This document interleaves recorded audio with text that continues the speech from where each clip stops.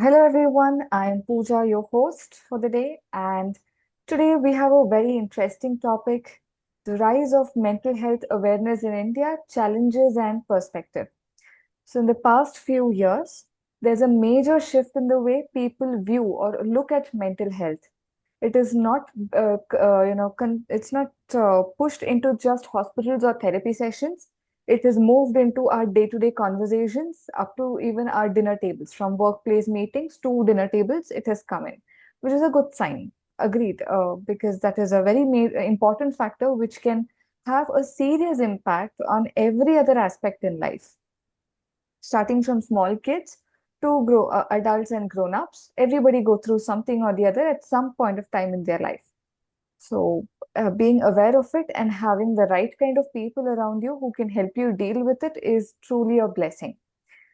And kids nowadays are being taught that it is okay to feel the way they are feeling. It is okay to speak about whatever they're feeling, to be honest and to genuinely express it. And they are made to learn that it need not be shamed, or they need not feel shy about whatever they are feeling. Honestly, they can express it and they can become more open about it. And another dynamic change that we see is with the professors and mentors, especially lecturers, professors, teachers, academicians. They don't stick to academics alone anymore. They also see when the student needs a little extra support. And sometimes they go to mentor the student to an extent where they sometimes realize it's not about always, conversing with that kind of student. Sometimes it's probably to give them some space and be patient with them, where eventually with time they will start, coming out of the things that they're going through. They will figure it out. So that's a very good dynamic change that we are seeing, which is a really good thing. Colleges and universities also see it as a key factor when it comes to managing this one, academics, co-curriculars, and overall well-being, and all of that. Some colleges or institutes also have dedicated counselors or therapists or somebody who is a professional in that field, so that the probably the students or the faculties or maybe the non-teaching staff or whosoever it is can always approach the professional in case they need some help, or they would, if there are topics that they cannot share with others. And few companies have also prioritized well-being, where they do provide their apps or the places or the platforms with which they work professionally. They keep focus hours. They provide them with the ability to create lunch hours and protect time, their commute hours, all of that. Some companies do it. Yes, that's a good change. We've spoken all of these, but does that mean we've come really well? No, challenges still exist despite the progress that we have made. Especially from urban to rural area, we see when the urban side, it is, the awareness is growing, we are seeing, the stigma that is still lingering around in the rural areas regarding this. A lot of people don't see it as a, nice thing, or they start treating them very badly, especially in the rural areas, if they see somebody or if they come to know somebody is, going to a therapist or a counselor. Another thing is, yes, parents also have started realizing, the importance of mental health. And yeah, the conversation has come up to dinner tables where, you can discuss about it, and they make you feel that you have somebody with you, around you. So you're not alone. You don't have to take that journey all alone in your life. But the challenge still exists. A lot of people still face toxicity, dominance, narcissistic behaviors, and they're not ready to talk about it for whatever reason. Maybe they're scared, or they feel shy about it, or they are worried as to how the society is going to perceive, and all of that. So that still probably needs a lot more attention, and a lot more developments should happen in that field. So that is about my introduction, and I would like to end by saying mental health touches all of us. So it is all about supporting each other and being there for each other's well-being. With this, I would like to hand over the mic to ma'am. Please continue. Thank you, Pooja. So, when I was going through this topic, I'm sorry. Yeah. So, I came across two things which majorly hit my heart. One thing is uh, people who are getting stressed, depressed, they are getting into drug usage and alcohol more nowadays. Compared to COVID-19 before era, after era, it has increased 25% more mental illness. And when kids are getting away from their parents, they are using drugs and alcohols a lot nowadays, which is actually making the things worse. Though it is temporarily giving them the relaxation from their life issue, the the issue that they are facing with drugs and alcohol, that is more because nowadays kids are very prolonged to easy accessible drugs and alcohols and smoking, and it is affecting majority of teenagers and the people who are in the middle age, basically who are below 40. And second thing was the people who are in elderly age, though they are not getting into drugs and these stuff, they are affected by the environment around the family. After COVID-19, there were a lot of loss in jobs and the business was not running. The people who are into hospitalities and these kinds of jobs, they completely lost their income and they were struggling a lot. And many people left their parents in roads and in some homage, like people who they were spending their life where they don't have anyone else in their life like that. So these two aspects, every person has their own individual problems and issue in their life. But one thing they have to keep it in mind is there is no solution than getting into improper way of curing. They have to get into a proper way of curing. For example, they have to go to a mental therapist or mentors where they can discuss about their issue and come up with a solution instead of getting into drugs and alcohol. And also government has taken steps like national tele mental health programs where it is 24 hours available and it is free for everyone. They can call and they can speak about their issues and problems which they can't go and ask people. And also, there are other factors because of social media influencing and these things. People are also getting affected mentally and they are suffering with either or other issues like inferiority complex that creates depression, anxieties, and these stuff. So, we need to make sure that the mental health is more important than anything else. So, prioritizing mental health and working on the mental health by including good habits, for example, physical activities, improving their self, doing something which they like, their hobbies, and also parents who are very toxic. For example, they used to compare the children with one like she is studying this much. Why can't you can do? Why he is doing this much? He is earning this much. Why can't you do? He is getting next step in his life. Why can't you go also? Like they should also understand there is a phase, there is um, a mindset for each and every person that is being deferred. So when something is pressurized on him, that is actually affecting the mental health of an individual. So instead of getting into drugs and these stuff, kindly get into a proper medication or get into a mentor, understand yourself and understand what to do next, how to solve the problem. So we can face the issue together, not being alone. Thank you. Yeah. Thank you, Yeah, ma'am, for addressing this aspect. So, sir, yes, I know you're eager. Please go ahead. yeah, thank you so much.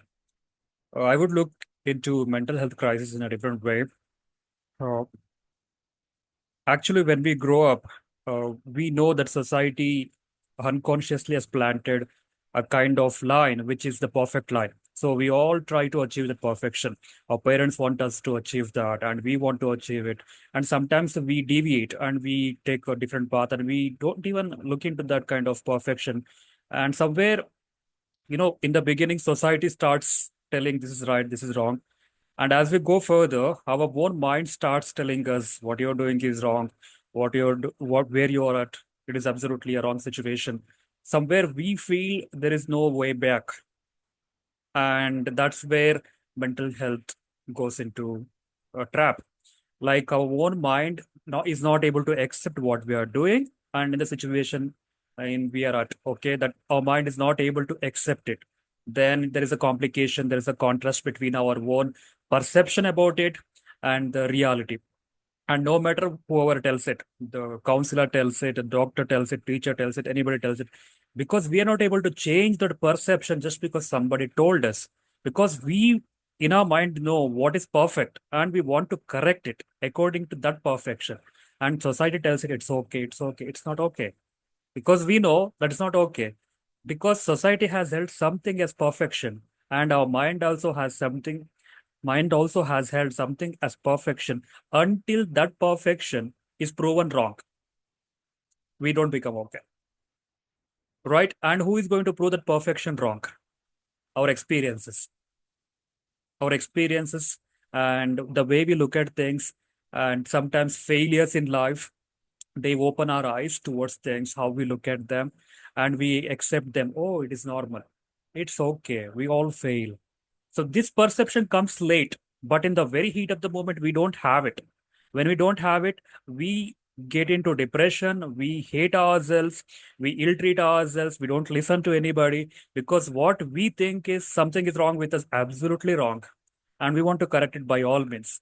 So this is the mental health crisis. No matter you go to any therapy or whatsoever, everybody is trying to make you understand it's okay, it's okay.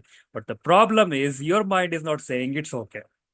So there is a journey, you take that your mind has to say it's okay, but it won't say it's okay unless and until it is proved. That provenness or that proof is highly required because human mind is very scientific. It doesn't work just on things in the air. It wants to see, it wants to touch, it wants to feel, and it wants to understand. This is what it is. Then only people believe it. So belief system is a bigger thing here. So coming to the context, so how many of us go through everyday misunderstandings or maybe have lower confidence in ourselves? It is very true because throughout the day we won't be having the same confidence. Sometimes we are so high in confidence, sometimes we are so weak, sometimes it is devastating, frustrating. And I do sense that all of us go through this kind of symptoms and variations throughout the days. So there is no age bar that a person who belongs to this age would be feeling depressed. Anybody can feel depressed because we all want something according to our wish. And if it doesn't happen, then we can't understand it at the moment. So then we get into a kind of not okay moment.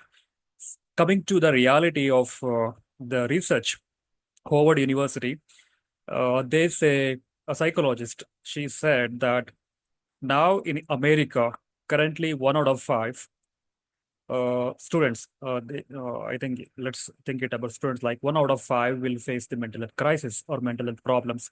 And earlier, people are not able to accept it that they had mental health.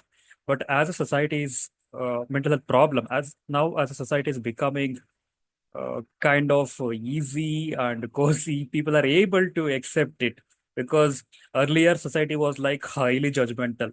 There is, if you say that you're suffering from something mental problem, they will directly say, "Oh, so you're mentally wrong, so you'll be mad." So people were not accepted that way.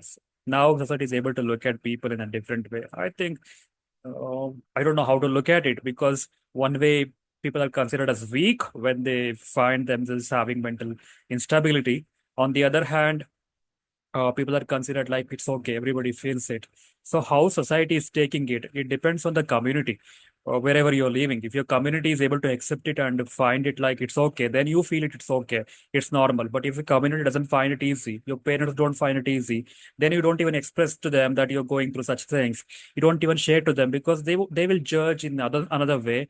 And you feel looking into your own matters and you start searching online where you feel supporting statements or supporting people who will actually feel the same way. And that's where the celebrities come into picture. Many celebrities, even if you look back to the history, when this mental uh, health crisis became really popular in the world, where celebrities came up and said, "Yeah, this is true that we go through depression, we go through a lot of problems when we go under stress." And when celebrities started speaking openly to the public, then everybody felt, "Oh, even they feel it. That means it is normal."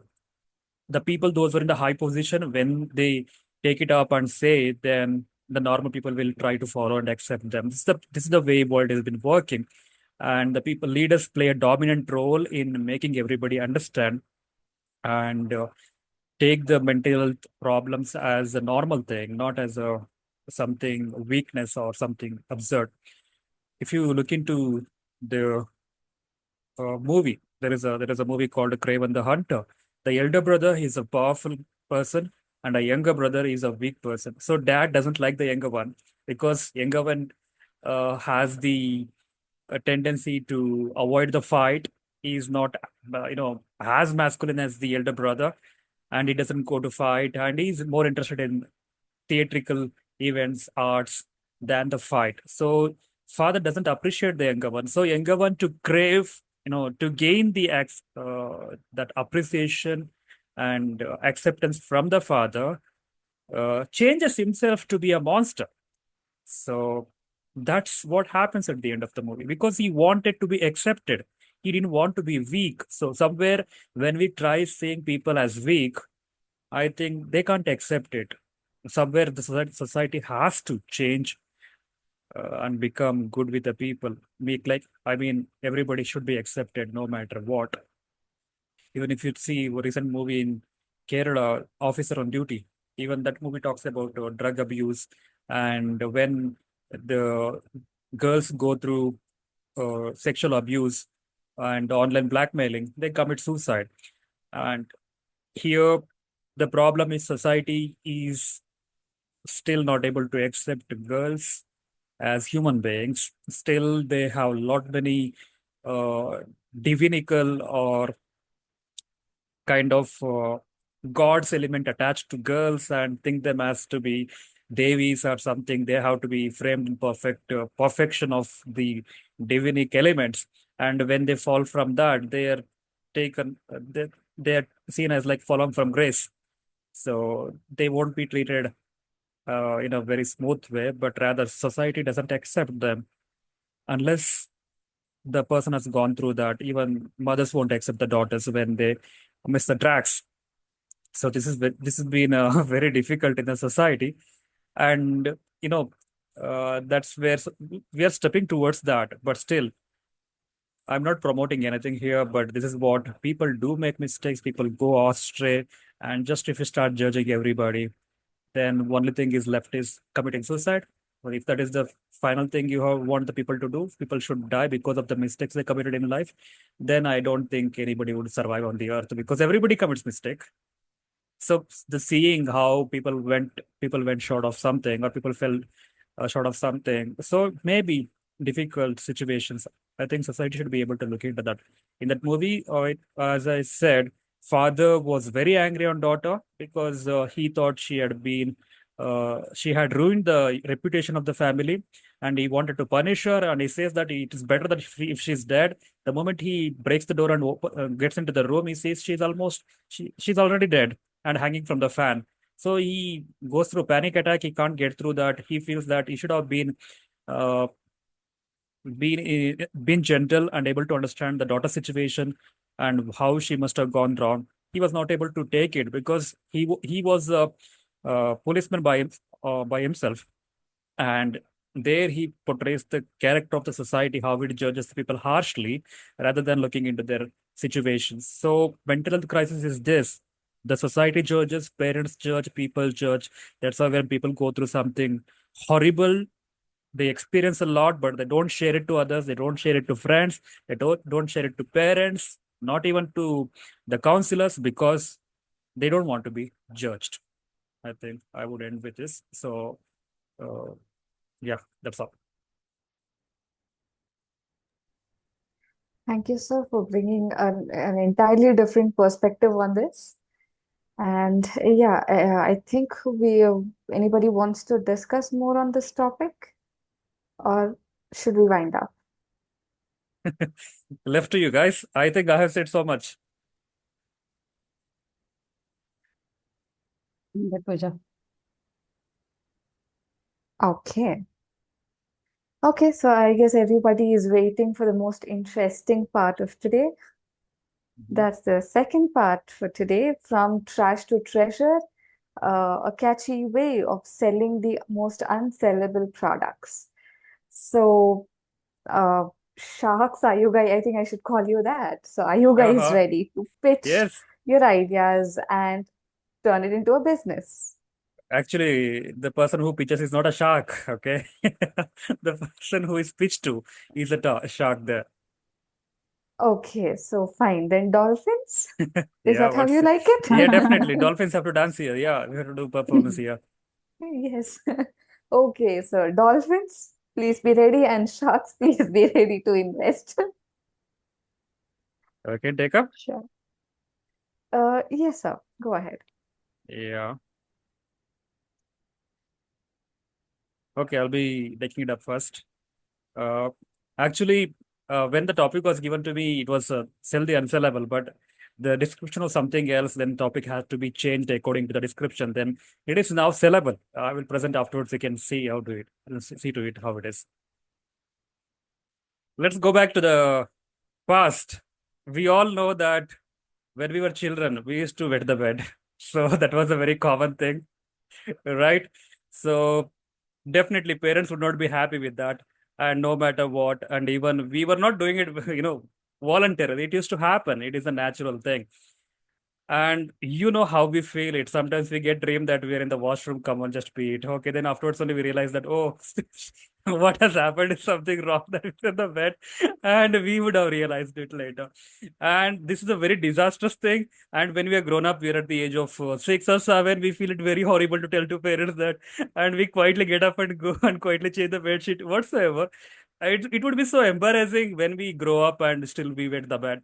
So today, uh, people, I brought you a new a tool or a device which would awaken or awake the babies or the people who is wearing this handband. It would awake the people before the body is ready to pee. So this is like wake up to pee, the pee provoked alarm clock. That means no more wetting the bed. There is a handband. This will be on your hand or wrist. So it senses when your body is ready to pee, when you're in sleep, or however it is, and it sends the signal to alarm to ring the alarm so that you can wake up and go to pee. It itself has the alarm. Sometimes we think that alarm is ringing in the dream, so sometimes we don't realize that it is a good alarm. So that's why we have another physical alarm which is external to uh, the handband. So that will send the signal to the alarm. Alarm rings. Then you can go to pee. So how it will help? How it will help the people? Let's see. Usually babies uh, don't get to understand how it works. So parents can use this handband on the baby's wrists, and this sends signal to the alarm. Alarm rings, and parents get to know that, and they can take the babies to the washroom for peeing. One thing is that. Second thing, if parents are sleeping in another room, babies are in another room, then the alarm can be kept in the parents' room and it rings and they can go and see to the needs of the baby. So that is how they can take care that uh, the mornings can be fresh, the bed sheets can be kept clean, and no more urine smell. So this is going to bring revolution in the morning time. So I would look that way. So we can start a morning happily and no more wetting the bed. Babies can sleep really nicely, and you can sleep peacefully. You can actually be worry free, like things are taken care. One more thing is, yeah, there are the babies. What are the ages now? What are they just to be considered? Babies about 2 years. So below 2 years, I think you need to use the Pampers and Huggies for them, and afterwards you don't need to use them. And by that, you can save the lot many wastage products to the nature. You can save the nature in that way, and you can contribute to the growth of the economy. At the same time, you can save money. It is not only meant for babies, it is also meant for the old people, those who are not able to understand their bodies. It will even help them. And it will help the people, those who are in the hospital, those who are bedridden, those who are sick, it will help them. That way, your family can be taken care. You can really have a good time with your family so that they are not wetting the bed, whether they are old, young, sick, or children. So, how it works? It is very affordable and 1,500 rupees for the handband and 1,000 rupees for the alarm clock. This alarm clock is external. If you want, you can buy it. Otherwise, you can connect to your mobile. And sometimes how it helps being external, part here, you can connect 10 devices to this, 10 handbands to this, and you can also add the name. And whenever the time comes, it rings with the name. So you can know who is paying, who is ready to pay. So, in case you have multiple children, many children at home, then you need to have many bands, many H bands. Then all can be connected to single device. You can use them. As parents, it is helpful to understand and know which child is ready to pee and to take to the bathroom. That would be helpful. Okay, so you can also connect to your mobile, but in case you don't want to connect to mobile, you can have the alarm as external. And we have the brand name that is Sound Plus Technology, and this is going to be really convenient. And I would advise and urge for you guys to take up the device and test it once and use it so that you can believe it. And here we come. This is the very perfect design we have had so far, and we call it Sound Plus. So, people, are you ready to buy your product? Here I end my presentation. Nice one. Really? Really convincing. Yeah, a really convincing pitch. I mean, the prototype is not yet there, but if it's there, I think it's a proper competition to the diaper companies. Okay, a lot of the diaper companies, they started off with, preparing diapers for the kids, for the babies, and eventually they saw the need for adults or grown-ups, and they brought up separate set of diapers for the senior citizens. And over time, they also realized that a lot of people, irrespective of their age, if they are mentally disabled or challenged, or physically if they are challenged, it becomes difficult for them. So they started designing diapers for them also. This has become a proper competition for all of them. So it's going to, if it turns out to be a reality, a lot of companies could go shut down. And also it is useful because usually True. people use that Huggies and whatever the wrappings they use, Diapers. diapers, they throw it, and it is harmful to the nature as well. So we can reduce that harm to the nature by using this kind of devices. I think in future they will make such devices. They'll come because since I just went through this and it was not difficult for me to design the idea. Anyway, I'm happy. It is not unsellable, it is sellable actually. It has become positive. Yeah, that's the thing about, from trash to treasure. You a catchy way of bringing the unsellable things and making it sellable. So yes, that's a wonderful thing and nice one. Nice pitch. Thank you. Mala, it is your turn. Yes, sure. Let me share my screen. Okay. Yes, welcome to Cafe. So you can enjoy silk and smoothie hair on every wash. As per the tagline, you can understand it's a shampoo product. So we are a shampoo product with coffee grounds that is used, and we are producing a product with the used coffee grounds. And our commitment is to provide a quality product with reused material that helps individual and society issues.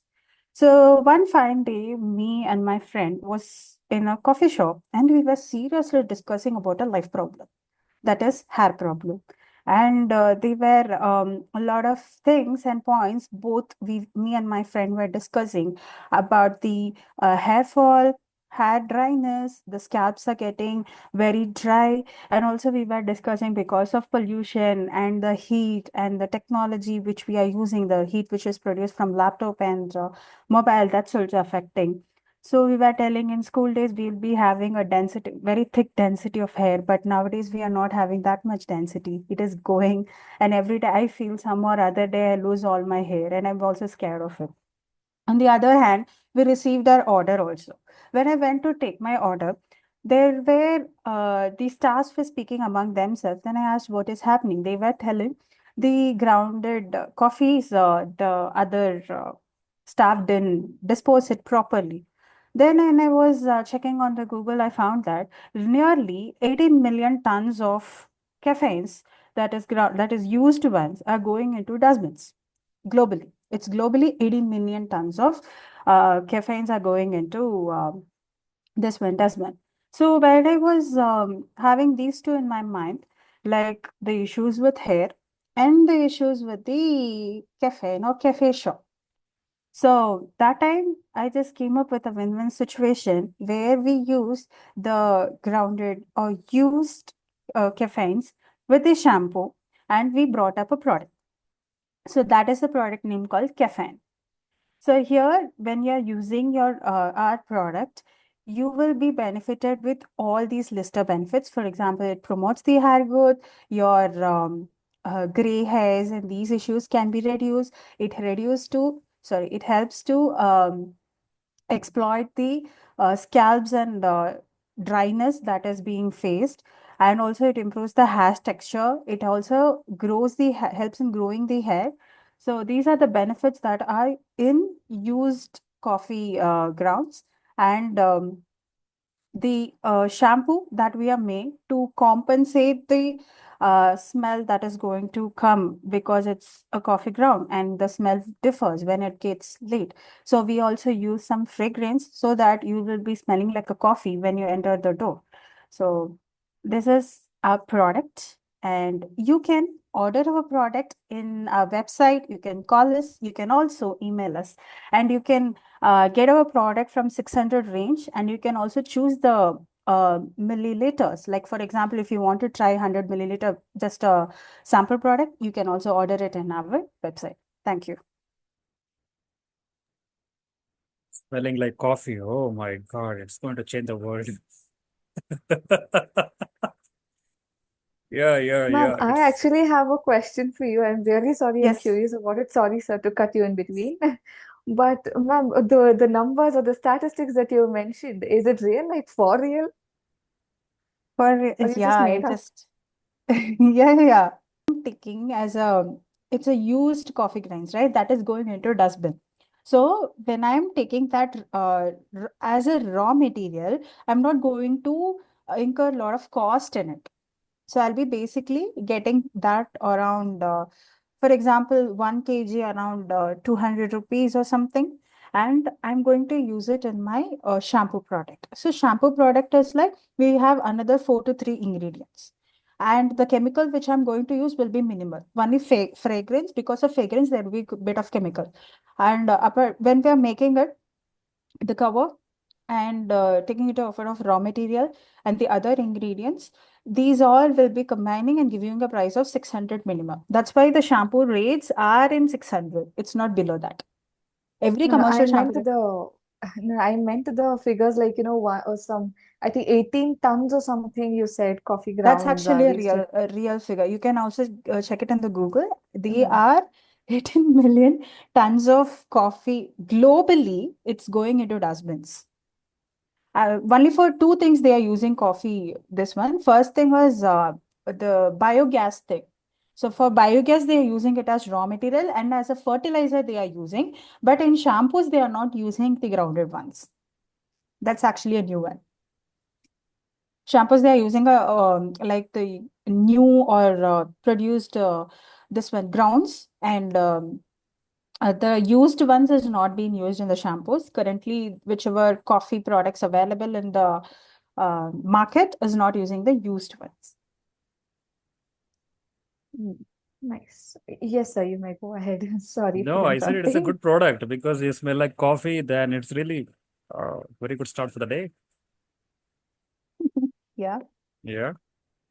You can sell coffee easily then. People after smelling coffee, many will go to drink coffee. Many will get tempted to drink coffee after smelling coffee. Yeah. Yeah, that's the way. It's true. In fact, anybody who would like to start the shampoo business, no, can parallelly have a coffee shop.